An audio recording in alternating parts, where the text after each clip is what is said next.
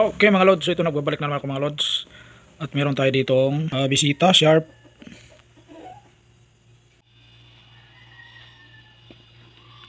May Bluetooth siya mga lods. So testing natin.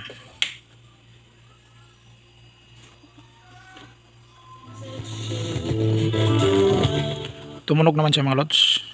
Volume nito ay hanggang volume 30.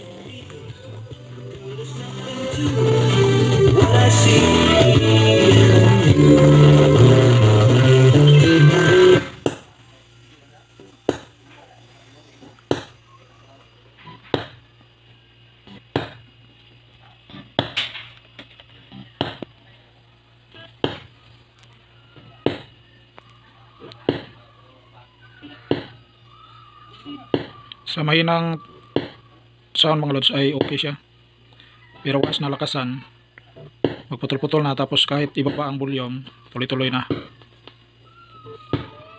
Off na lang, tapos on, baba muna natin volume.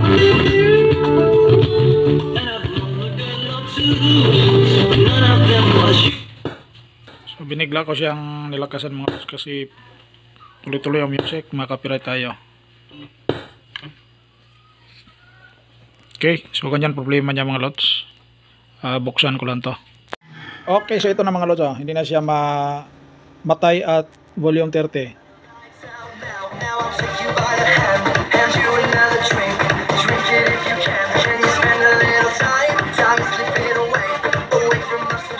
Di ba?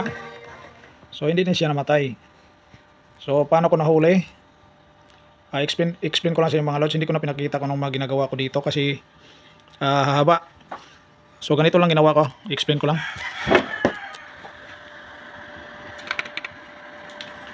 So dito sa kanyang dalawang audio IC, kung titingnan nyo, ayan may mga pinutol ako.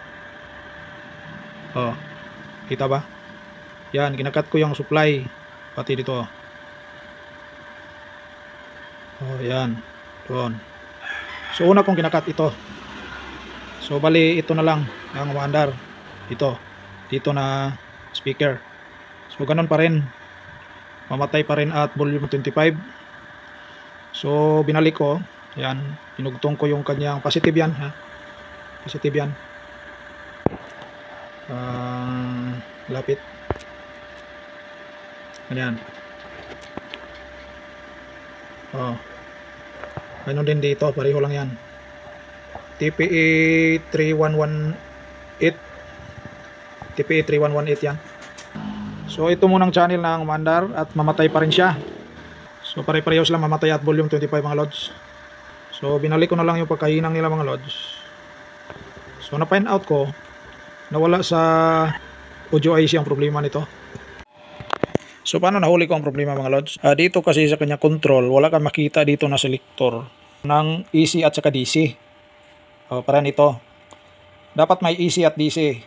Ang ibig sabihin ng AC, yung outlet, dahil meron siyang SMPS yan. Kapag DC, battery. Pero wala dito, walang control dito or walang selector dito mga lods. So ang ibig sabihin nito, pag i-plug mo, siya magsusupply dito, SMPS, magsusupply siya dito, at the same time, nag-charge. Tapos ang power ng battery, ang current, balik combine sila. Pinagtutulungan nila dito. Kapag tatanggalin mo sa outlet itong battery ang nagsusupply dito. Mataas naman battery current nito. Mataas naman current nito mga lods. Pero ang problema nito mga lods, dead na ang battery. Di na siya makargahan. Wala na siyang charge. Millivolt na lang siya. Kaya ginawa ko dito mga lods, yan. Tsaka ito. Isang SMPS. So nag-combine ako ng dalawang SMPS. So ang pag-combine ng dalawang SMPS mga lods, ganito lang. Basta alam mo lang na ang SMPS, hindi yan umabot ng mga 10 amperes. Pati ito. So gamit ko ditong diode ay 10 amperes dalawa. So ito, kita ko. So ito mga lods, galing yan doon, yung red.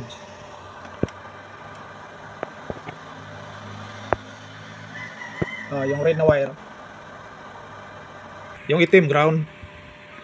So yung pula lang ang dumaan dito sa 10 amperes na diode. Tapos ang out naman nitong isa, yan,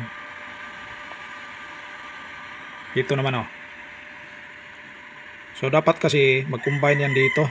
So pinutol ko lang tong wire na to. Ito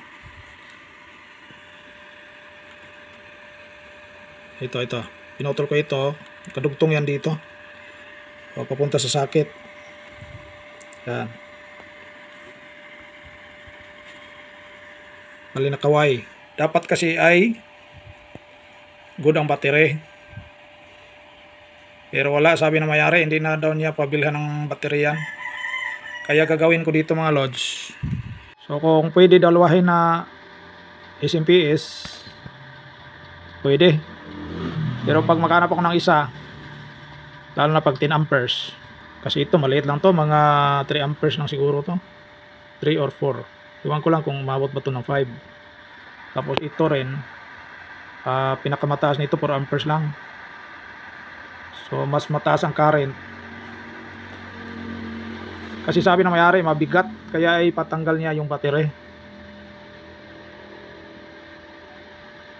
So para magaan, wala na yung battery, patanggal niya. Hanap na lang ako ng SMPS dito mga lods na makasupply nito. Okay. So yan yung dalawang SMPS mga lods na nagsusupply. Ito. Tapos yung usap, paminta niyan doon sa likod. Yan. Sakit. Ito.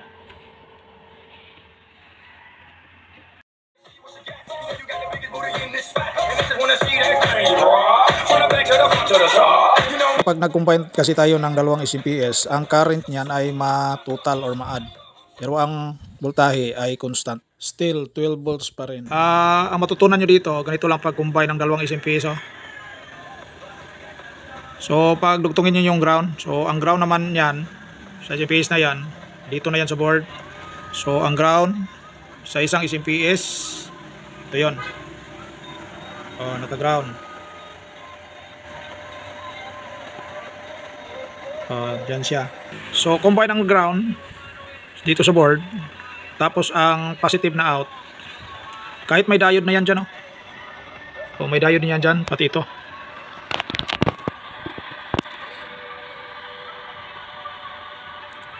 Positive, negative. Pero dito ako nagkabit ng positive, dito ako sa negative, hindi ako kumuha doon. Dito lang sa negative ito to. So sundan nyo lang itong kapasitor na to, filter niya. Dito kayo mag-negative, wag doon. Positive lang. Tsaka negative ng kapasitor. Kung tatanggalin ang battery mga lods, hindi kaya ng SMPS. Maliit ang current niyan. Kaya may backup tayo. So ito na yung battery mga lods, basag. Tapos dito marami ng cracks. 12 volts, 4 amperes. Imposible naman mga lods kung sabay silang masira. Siguro isa, pwede. Pero kung sabay, parang imposible. Kasi dalawa sila. Tapos ganon, mamatay-patay. So ang problema ay nasa current. Sa voltahe, walang problema sa voltahe. Sa current mga lods. Okay, so yun lang mga lods. Till my next video. Bye bye.